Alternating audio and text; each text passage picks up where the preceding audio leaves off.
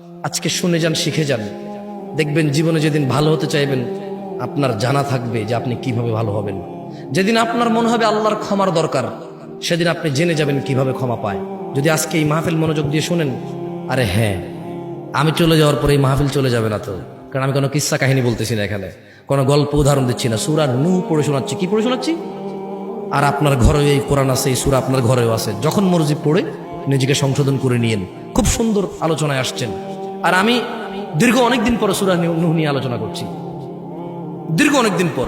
আমার খুব ফেভারিট সূরা এটা, কারণ আমার কাছে মনে হয় এখানে সবকিছু আছে। একজন মানুষের সর্বোচ্চ দাওয়াত, মানে সর্বোচ্চ একজন মুসলমান কি করবে, এরপরে সে কি কি পাবে, যদি সে তারপরও ব্যর্থ হয় এগুলা করতে, তাহলে সে কি করবে, ব্যর্থ হওয়ার পরও যদি সে এগুলা করে তাহলে সে কি কি পাবে, সব আছে এখানে। সুবহানাল্লাহ। তাহলে শোনেন, তাহলে আমরা কার ইবাদত করলাম? ভয় কাকে পাইলাম?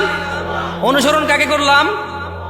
এইবার এগুলা করলে কি হবে দেখেন, আল্লাহ বলছে যে يغفر لكم من ذنوبكم ويؤخركم إلى أجل مسمى إن أجل الله إذا جاء لا يؤخر لو كنتم تعلمون।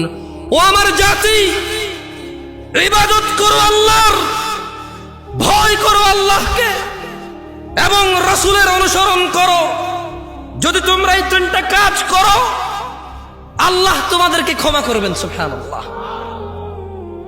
তোমাদের যত অপরাধ আছে কে ক্ষমা করবে?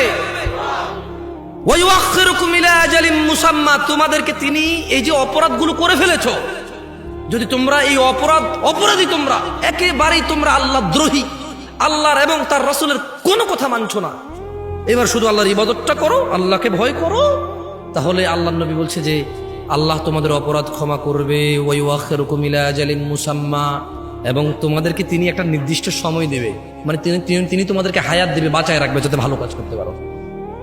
সুবহানাল্লাহ। মানে গুনাহগার হয়ে তুমি মরবা না।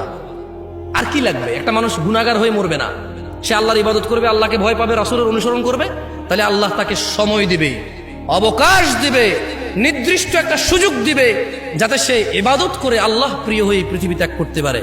এবং নূহ আলাইহিস সালাম বলতেছে, ও আমার জাতি, জেনে রাখো, ইযা জা ইন্না আজালাল্লাহ, আল্লাহর দেওয়া নির্দিষ্ট সময়, ইযা জা, যদি আল্লাহর দেওয়া মৃত্যু তোমার জন্য চলে আসে, আল্লাহর দেওয়া ধ্বংস যদি তোমার জন্য চলে আসে, লা ইউআখার, দেরি হবে না। লাউ কুনতুম তা'লামুন, আমার জাতি, যদি তোমরা জানতে